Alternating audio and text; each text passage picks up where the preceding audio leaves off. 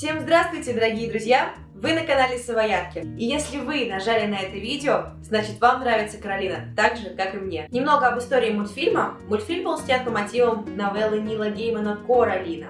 И этого автора я обожаю без меры и всем советую ознакомиться с его творчеством. Особенно с новеллой «История с кладбищем», если вы ищете что-то очень похожее на Коралину. Но сегодняшнее видео для истинных фанатов истории. Сегодня я вместе с вами сделаем ключик, которым Каролина открывала дверь в мир другой мамы, и камень-поисковик, который, по словам мисс Пинк и мисс Форсибл, мог найти спрятанное и уберечь от дурного глаза. Ну и не будем тянуть, поехали!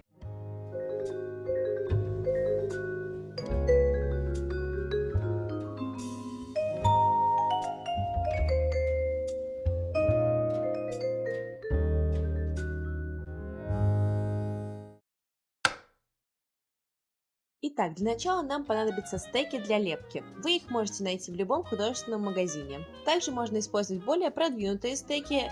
Они у нас металлические, но это вовсе не обязательно. Хватит и деревянных.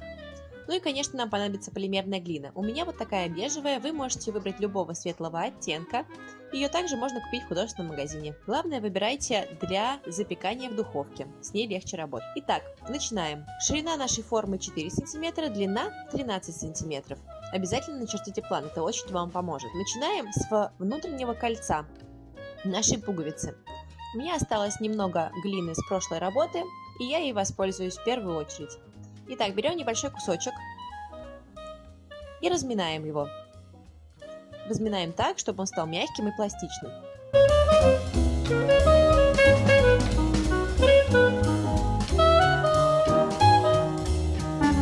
Когда мы его уже размяли,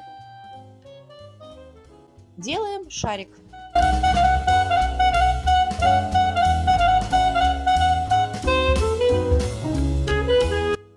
Теперь наш шарик нам нужно растянуть по ширине нашей формы, не выходя за грани. Делаем все ровно по плану.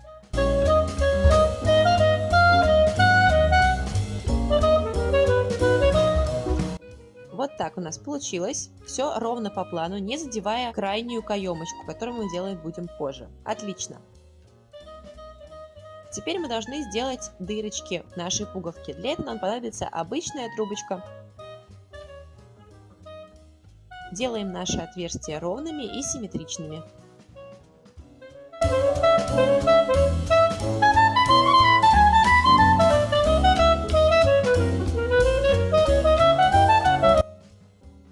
Вот так у нас получилось. Все дырочки ровные. И теперь мы должны их немного расширить. Вы можете воспользоваться палочкой, я воспользуюсь стеком.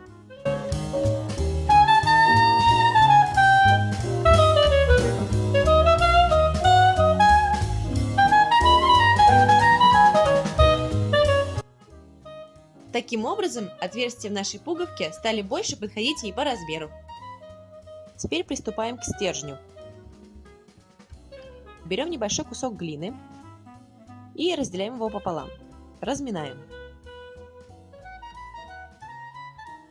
Он стал мягким, пластичным, и теперь мы катаем из него колбаску.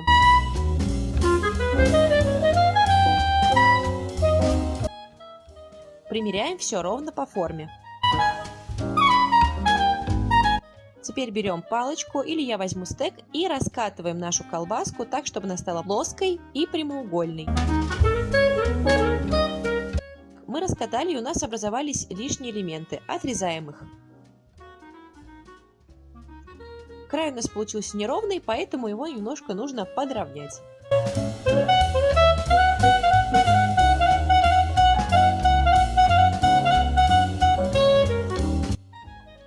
Но, как видите, стержень получился слишком тонким, поэтому нам нужно сделать еще один пласт. Берем небольшой кусочек глины, все так же делаем, равняем по форме.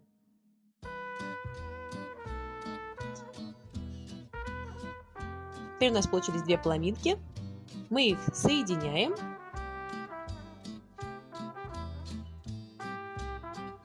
Теперь берем край и разъединяем на две части, чтобы вставить туда нашу пуговку.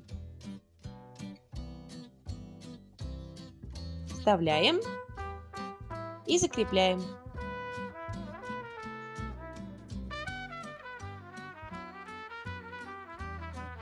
Теперь у нас образовались неровности сбоку. Их также приводим в форму с помощью двух палочек или двух картонок, или двух пластиковых карточек. В общем, все, что у вас окажется под рукой. Главное, чтобы это была ровная плоскость.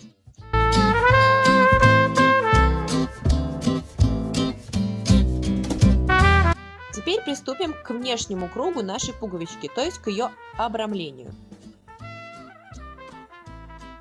Берем небольшой кусочек глины, также его разминаем и катаем колбаску.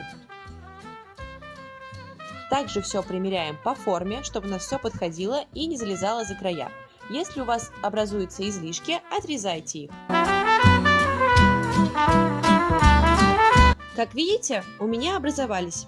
Поэтому отрезаем лишнее и закрепляем концы на стержне. Теперь делаем украшение для основания стержня сверху и чуть пониже. У меня осталось немного маленьких кусочков, и именно их мы используем для этих деталей.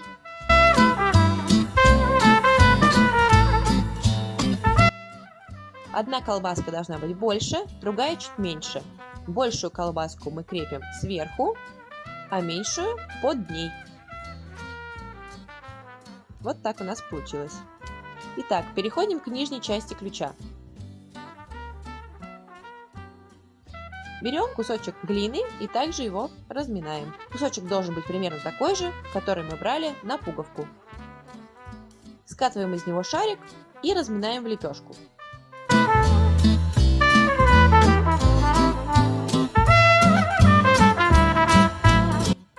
Потом берем палочку или стек и раскатываем его по форме. Далее примеряем его к нашему макету и обрезаем все лишнее. Теперь займемся вырезанием деталей.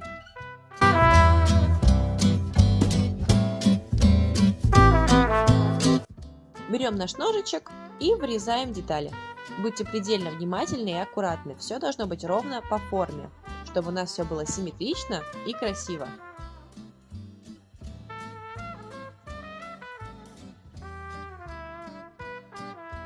Так, теперь примеряем наш замочек к самому ключу. Как видите, у меня он получился тонковат. Поэтому нам нужен второй слой. Проделаем все то же самое. Берем немного глины, разминаем ее, катаем шарик и равняем по форме. Также вырезаем детали.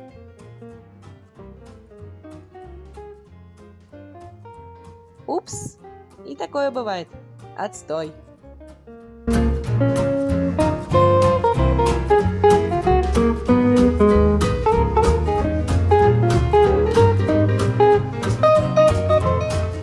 Итак, складываем две наши детальки вместе.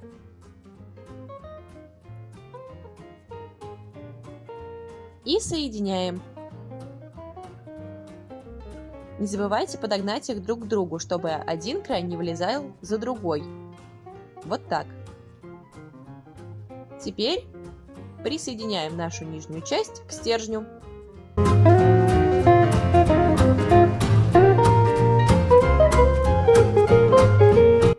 Можете воспользоваться также палочкой или пластиковой картой, чтобы у вас была плоскость, на которую вы могли равняться. Вот так у нас получилось. Теперь отправляем запекаться на то время, которое указано на упаковке вашей глины. У меня это 30 минут. Теперь приступим к камушку. Ширина и длина нашей заготовки 6 см, ровный квадрат.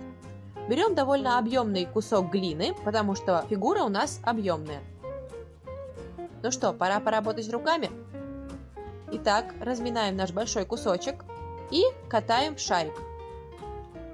Это трудно иногда. И вот такие иногда смешные формы получаются. Отлично. Но продолжаем. Вот наш огромный шар, и теперь мы должны его распределить по нашей форме. Пользуйтесь вашими руками и палочкой, чтобы раскатать его. Вот так у нас получилось. Теперь смотрите, еще один плюс нашего макета. Он полностью отпечатался на глине, и поэтому нам не составит труда аккуратно вырезать кружочек посередине. Делаем это. Края пока неровные, поэтому пользуемся нашими пальчиками и равняем, чтобы все было округлое и плавное. Вот так. У нас тут появилась щербинка, но это ничего страшного, ведь это же камушек, и поэтому это добавит ему больше натуральности. Вот у нас все испеклось, и ключик, и камушек. И теперь пора его раскрасить. Берем акриловые краски и спонж-кисть. Именно она подходит лучше, потому что она проникает во все труднодоступные места. Берем черную краску, выливаем ее на палитру или на листочек, как я, и сухой кистью прокрашиваем наше изделие.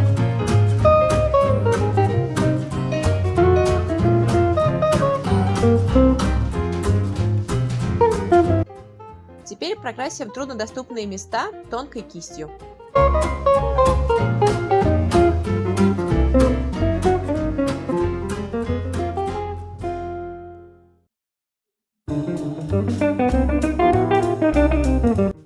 Ждем, пока одна сторона высохнет, переворачиваем и проделываем все то же самое с другой стороны.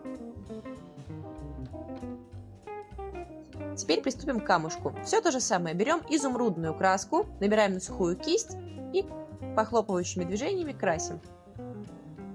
Также тонкой кистью прокрашиваем труднодоступные места.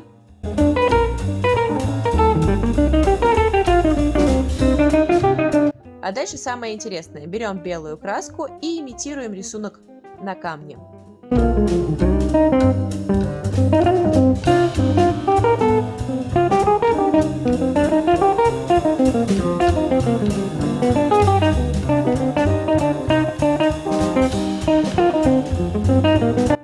Вот так у нас получилось. Ждем, пока одна сторона высохнет, переворачиваем и проделываем все то же самое с другой стороны.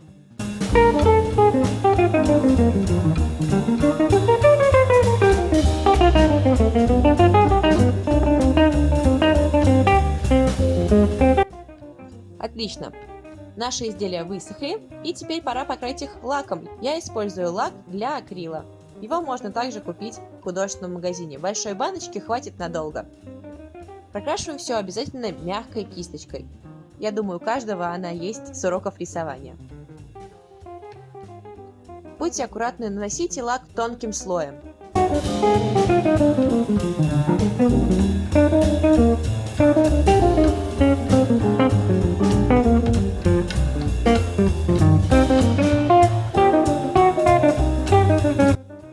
Супер! Ну что, друзья, вот такие у нас сегодня получились вещички. Лично мне очень нравится результат. Вы можете использовать их для косплея, для того, чтобы разнообразить свое рабочее пространство или просто, чтобы порадовать свой глаз.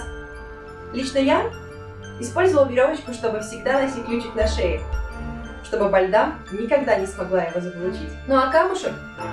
Кто знает, вдруг придется что-нибудь найти. И на этом все. Я отправляюсь на поиски новых приключений. Вы со мной? Тогда вперед!